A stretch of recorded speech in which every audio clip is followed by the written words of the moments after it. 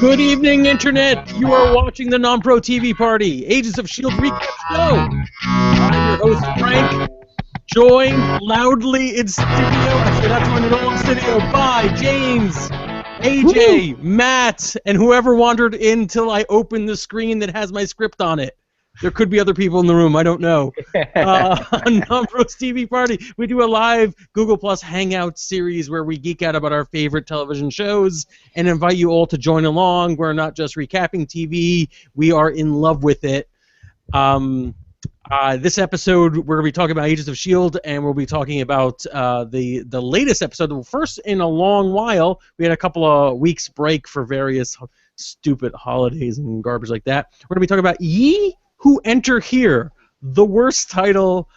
Like, this is a title I would have. Like, this is something I would have named a campaign back when we were running D&D. It's like, Ye Who Enter Here, like devil horns and stuff.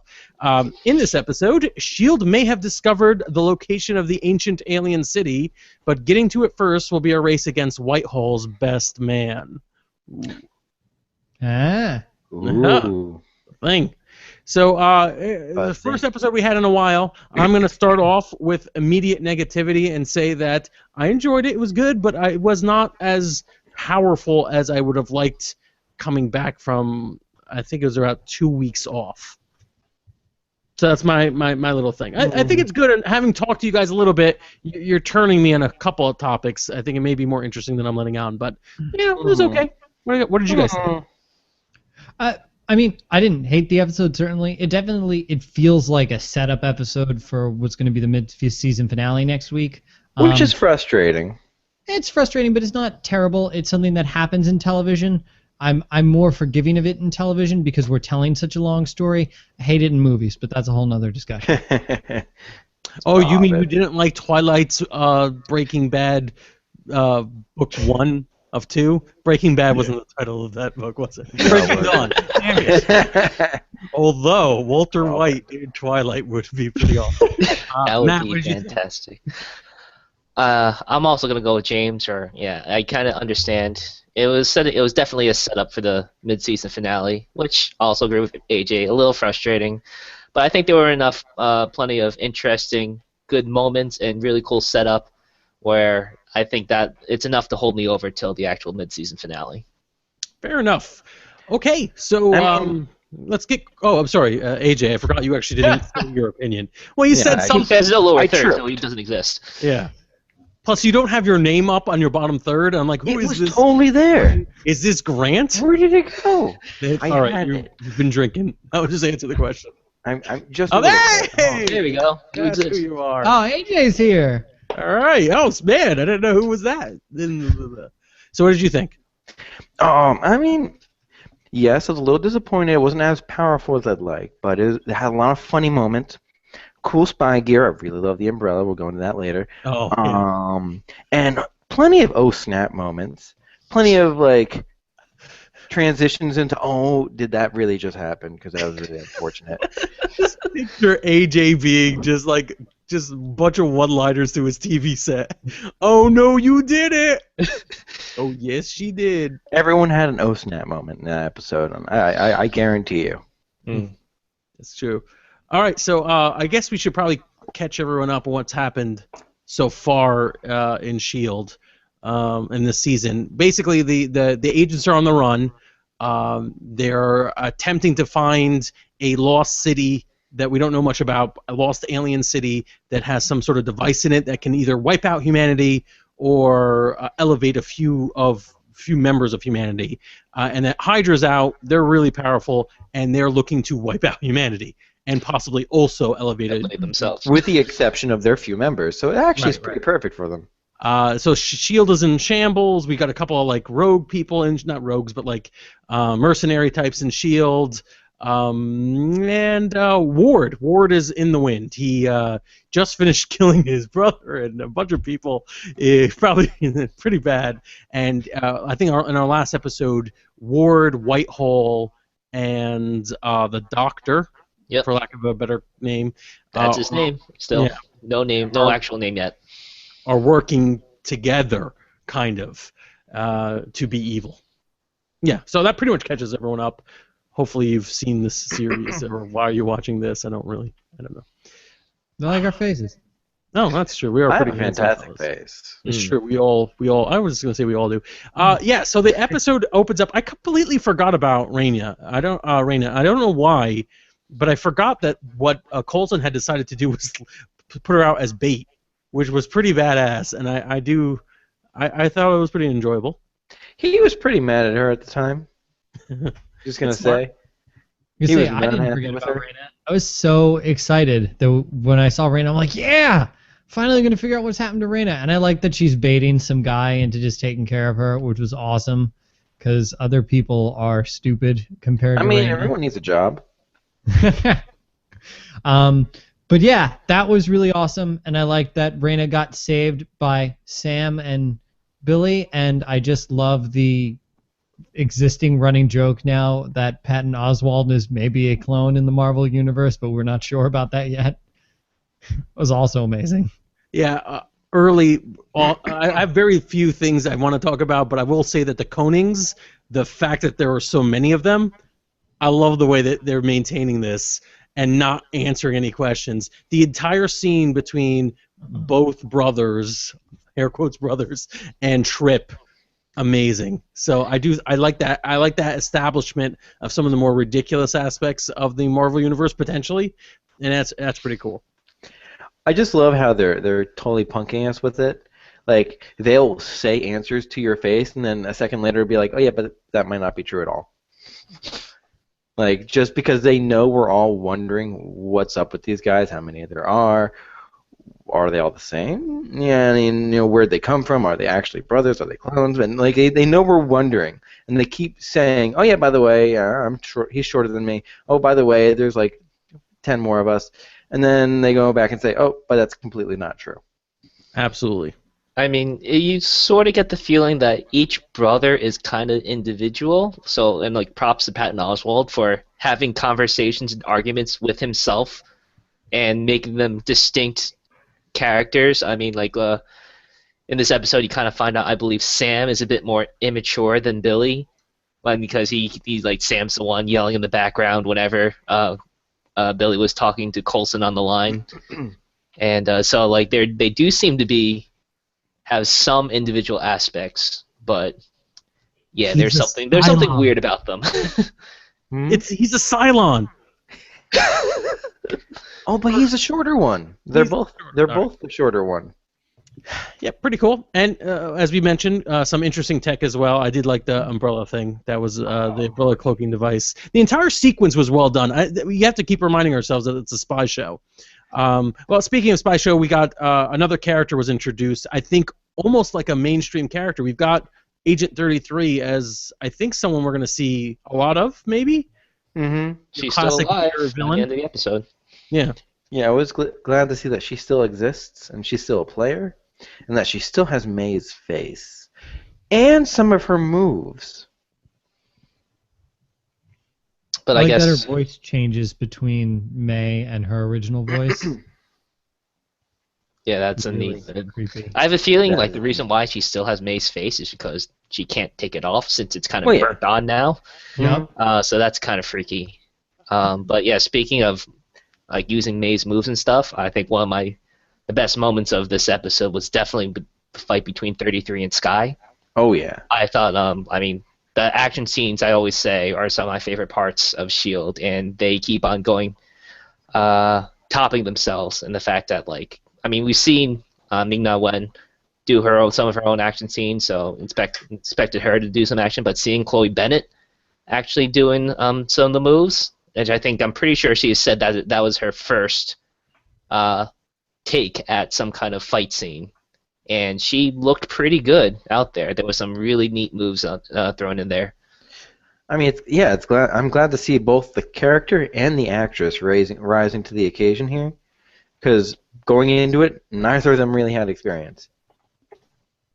Like, Yeah, it's I mean, also, go on. No, you first. It's nice to see how Sky is evolving with May has an XO as opposed to Ward. Like, Ward kind of had her relying on him a lot, whereas May has her with more emotional control. In defense of Ward, I will say that sometimes getting totally screwed by your boss makes you more reliant and like stronger-willed, and I think that's probably what we're seeing with a little bit with May. So James and Matt were both talking earlier, I believe, about Sky's character changing. Sky's character was like a big sore thumb for a lot of people season 1. What do you guys think? I mean, I love Sky this season. She's, and obviously it's important that you really care for her because, like, one of the major pieces around the central plot, deals with her father. I feel like if we didn't care anything about Sky, having this crazy person going after her, and Ward would, be like, whatever. But no, I think she's doing a great job. I really think it's nice to see her, I think as AJ says, more independent. And I didn't even think about that. Maybe that Ward had kind of designed the way he trained her to make her more dependent. But I think, Frank, obviously, it makes sense to you. Obviously, she'd push away a little bit, after being, completely effed over. In fact, a lot of the characters we've seen have, kind of moved back a little bit and become more wary because of everything that's happened. But I think Sky, most of all, has definitely grown, and I'm glad that also a lot of that growth has taken place off screen. Like, I feel like we came back to a more competent Sky, and like a lot of times I feel like people are like, oh, it's a cop out that they didn't show us this or they time skipped or whatever. But I think in Sky's case, it was nicer to just jump into it where we could relate to her a bit more. Also, I'm sorry, Matt. I was going to say you sort of get an idea of like that how her training is going whenever you see her she like talking with May or training with May. You see her working how to work a rifle in one episode. Another episode they're discussing like tactics and stuff. So I mean they give hints at that, like May is teaching her throughout the off screen, and you get enough to know that, like, yes, she's learning and she's improving. And I also just want to agree that, like, it's really cool to see Sky's growth. I like how she's become more obviously independent, but also more proactive. I think her main role in season 1 was to be the person who's like, so what are we going to do now when something crazy happens? But in like this episode, you see after she fights Agent 33, she starts telling Hunter, okay, 33 got away, got to contact May, got to find Reyna, and actually starting giving the orders. Like, she's not wondering what's going to happen, she's telling what's going to happen, which is neat how she's becoming a competent field agent on her own. Yeah, and I like the lanyard line too. Oh, absolutely. AJ, did you have anything you wanted to add to that? Thematically, it goes back to that conversation she had with Ward in like the first season about finding your moment of deciding when, like, it's one thing to train, go up and down the stairs, do your Rocky moment, but it's another thing to have a grounding, motivating moment, something to keep in your mind as you're going. And Ward used to say it was his brother, that was his grounding moment. Well, obviously, Ward was her grounding moment. And it's very nice how he was her motivation, even though. Well, for very different reasons. Not good reasons. Interesting that we got Ward back as Whitehall's, go-to man. That was kind of interesting. I do like I like how they're doing a good job of handling things like, how do we get these characters back together when they hate each other? How do we show growth of a character over time? Because people are very angry about this, young hacker who could break into all government. They're doing a good job. The filmmaking is a lot better. I feel like some of the writing was a little off in this episode, in my opinion, though. Like in the scene with Coulson and Bobby. In the marketplace with the hats. I mean, I thought that was cute, but I did feel like it was a little bit like, I do this for the peoples. Like, I noticed something interesting about that scene, not necessarily about the writing, but about the production. So something really interesting about Agents of S.H.I.E.L.D. that I noticed through production is they do a lot of set work. They don't do a lot of location work. It keeps costs down, keeps budget low. Obviously, this episode had a lot of location work, a lot of very beautiful location work. And I almost feel as if maybe that scene was added in there with the intention of we have this nice location that's costing us a lot of money. We need to show it. Also, I think thematically, I think it's not trying to have us. I think it's trying to back up the fact that we maybe should be questioning Bobby after her quick conversation on the plane, because I think showing that Bobby can question Coulson and isn't necessarily like immediately like incredibly loyal to him should bring doubt in our minds, and I think it's misplaced doubt. Sort of, we need to show some outside conflict this episode, but yeah, I think that has a lot to do with it too. Let's talk about that conversation. So on the bus, or on the Quinjet actually, Mac and Bobby exchange words. It seems like Bobby and Hunter are getting back together. Whatever. That's the excuse to say, hey, does Hunter know about that thing we do on the side? Wink, wink, nudge, nudge. What do you think the conversation's about? What is Bobby involved with that we should at all care about? Well, AJ wants to go. Let's go with AJ. I want to take a step back and then throw some theories at y'all. All right. Boy. So let's go back to the marketplace conversation. Now, Coulson was having this conversation with Bobby. It tells you a few things. First off, Bobby knows a lot about Fury. Like she has regular conversations with this man. She knows how he thinks. In fact, she knows the conversations he has with people at the beginning of an op. So that makes me think that she's a direct operative, or has been a direct operative, for Fury. Now, if we take this back another second, we also look at Mac. Where did Mac come from? Well, he was a loyal agent of S.H.I.E.L.D. I don't know anything about his background, but he is closely regarded by Bobby. So maybe she and other agents of S.H.I.E.L.D. have continued conversing. This is why they're part of Coulson's team. You're thinking that maybe they know, like they still have contact with Fury? I think either they have contact with Fury or another big head in S.H.I.E.L.D. who does not think the same way Coulson does. And because Coulson is not the collateral damage kind of person, they'd want to keep that on the down low so that person can gather powerful assets where they would otherwise be too much collateral damage for Coulson to move on them. It's interesting. Like Fury would. What do you think? Matt, did you have something you wanted to throw in there? I mean, I heard the working for Fury thing. I've heard a lot of people talking about, and that does have some merit. One interesting line that Bobby tells Mac is that you're a big brother, but you're not mine. So I feel like that has some kind of significance. I don't know what, but I feel that might have to do with something. The other thing I'm wondering is that, Bobby was talking about really wanting to destroy this thing. I mean, it really seemed like she was really making sure, okay, we're gonna wreck this thing, this city. So I'm wondering if they're somehow either related to Inhumans or Kree themselves. All right, especially considering the reactions Mac has at the end of the episode. I wonder if that being down there triggered something with him in him, and it wasn't just a trap. Oh, interesting. So here's my original theory, and then I'll play off of what Matt had. Oh, AJ, James, did you want to say something before me?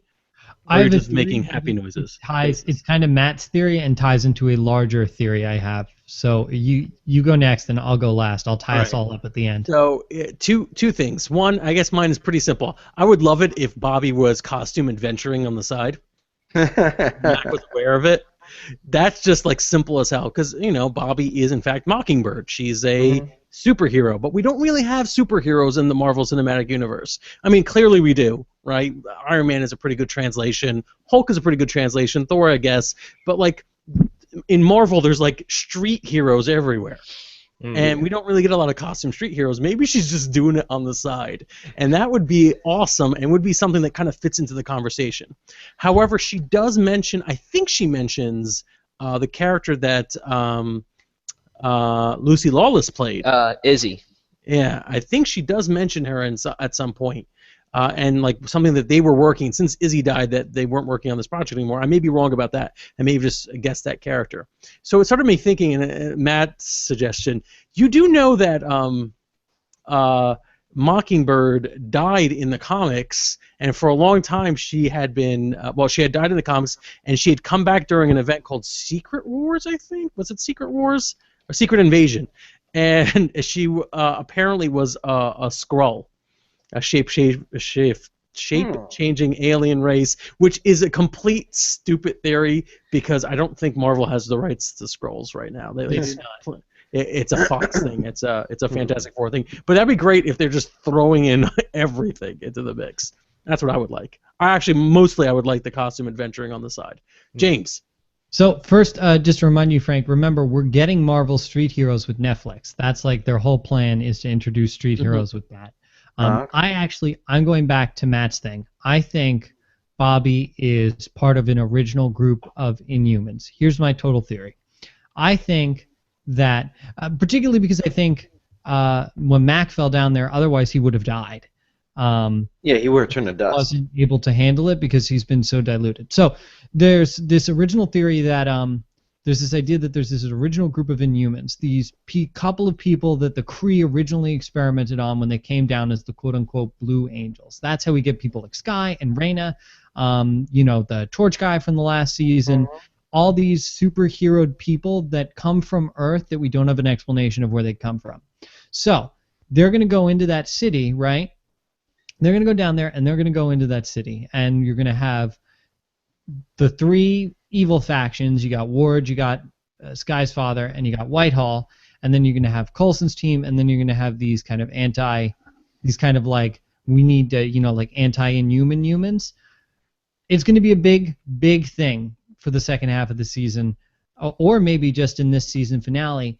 They're going to use the obelisk inside that city, inside the temple, which is going to send out a wave, a blast, and it's going to create all the Inhumans. It's going to be that big event in the Marvel universe that gave like all of these people that have this DNA in them, give them their superpowers.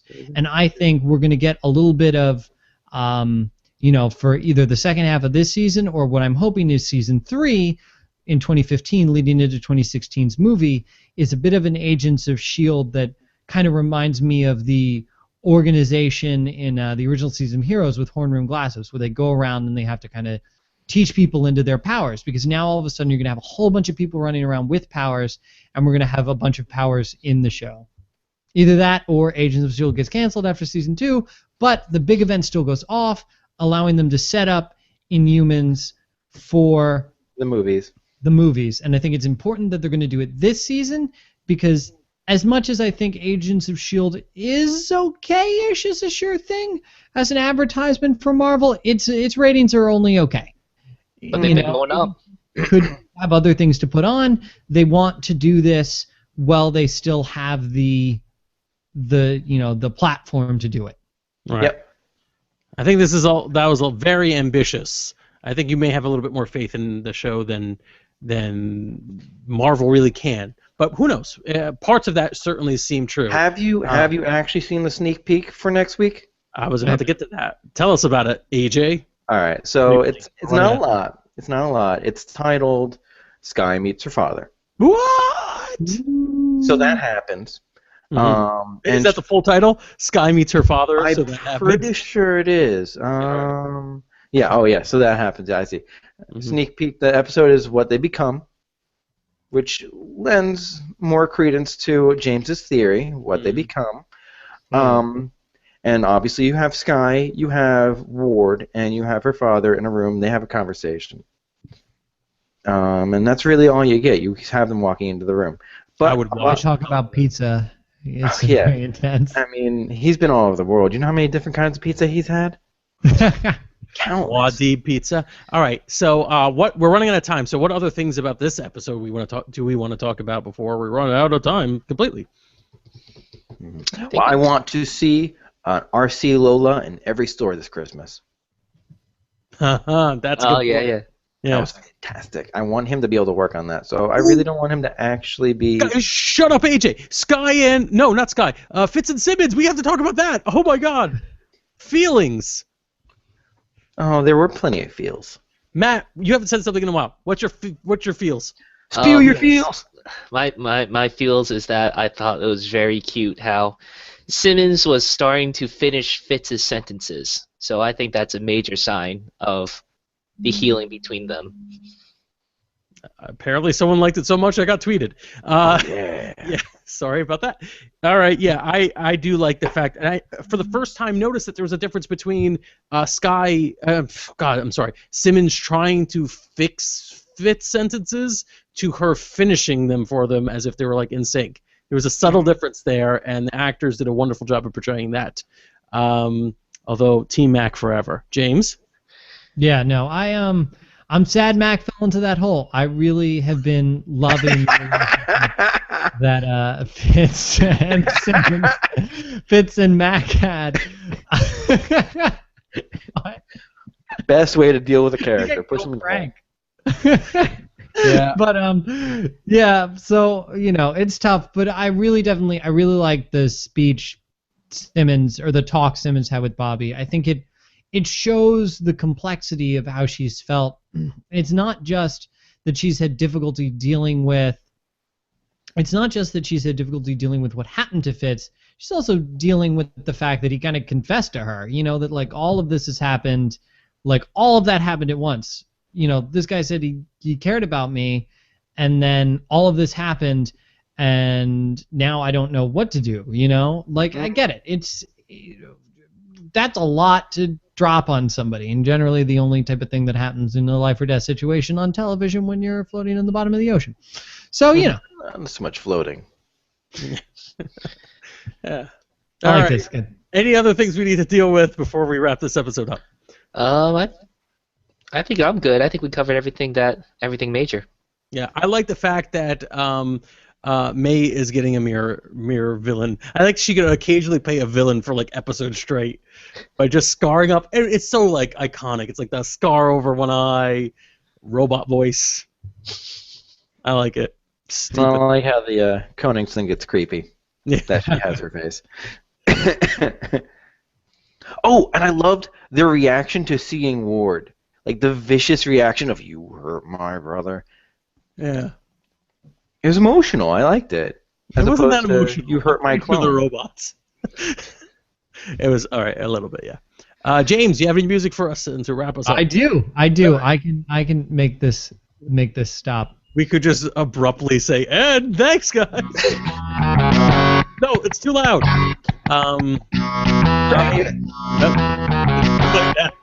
Yeah, I can't wait for. So next finale. Mid-season finale is this Tuesday. Why is this so loud? It's like a 3-volume for me. Season finale this Tuesday. We will be there. Will you? Please join us. And then subscribe to the YouTube channel and press the follow plus button. I don't really know what's going on with Google Plus anymore. Just follow us. It's good. Please subscribe.